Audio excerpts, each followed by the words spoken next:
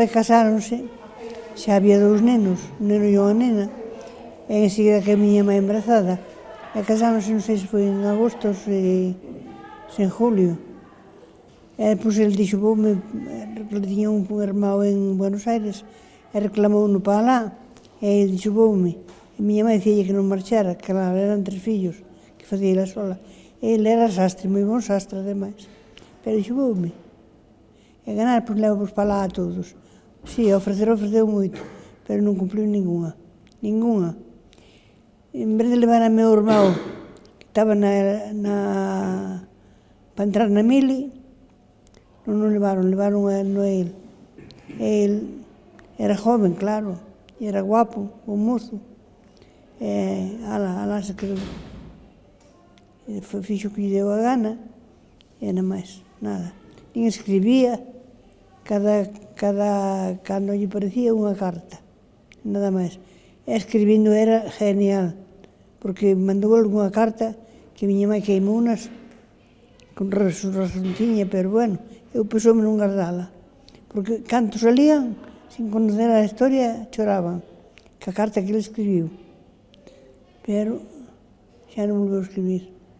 Depois eu escribín, cando era máis maiorciña, xa empecé a escribir, claro, iba á escuela, e escribínlle.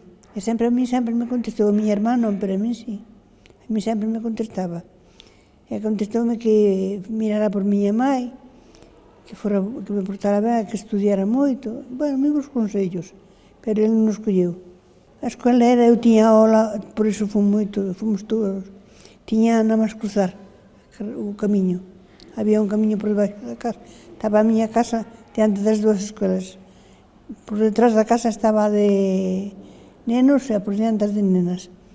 Nada máis cruzar o xardín, que había un xardín, e iba para a escola. E claro, miña mãe mandou-nos sempre que puido á escola, todos. Pero eu tuve suerte que me colleu como unha maestra que enseñaba moi ben e enseñoume de todo, gracias a Dios.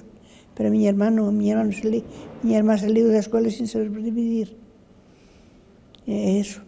E estaba aprendendo modista, miña mãe me deu a un taller de modistas, e non sabía quitar, non podía quitar o título, porque non sabía dividir. E aos patrós había que facelos con as 4 reglas, e nada. E dixo, bueno, pois a ver. Cando fui, claro, daquela iba a ser o tempo reglamentario na máis.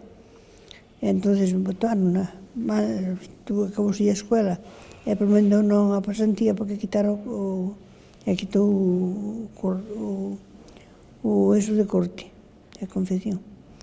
Pero a min eu xa non quixen ir, digo, non, o que eu vou facer, chégame o que sei, non quero máis nada. Eu xa sabía as 4 reglas, moi ben, defendínme. E aos 15 anos viñeme para Lugo, puxeme a servir, e así ganei a vida hasta que me casei. Caseimos 19 anos. Pois vestíronme fixome a miña irmá xa o vestido negro, que aquele era o que se levaba, que eu a paredes de blanco non había presupuesto. E con un vestido negro e un abrigo, e facía calor e non levei o abrigo, levei o vestido nomás. Eso. Eu levaron un sombreiriño na cabeza, un casquete, e chamaban daquela, tuve que alquilalo, que non podía compralo.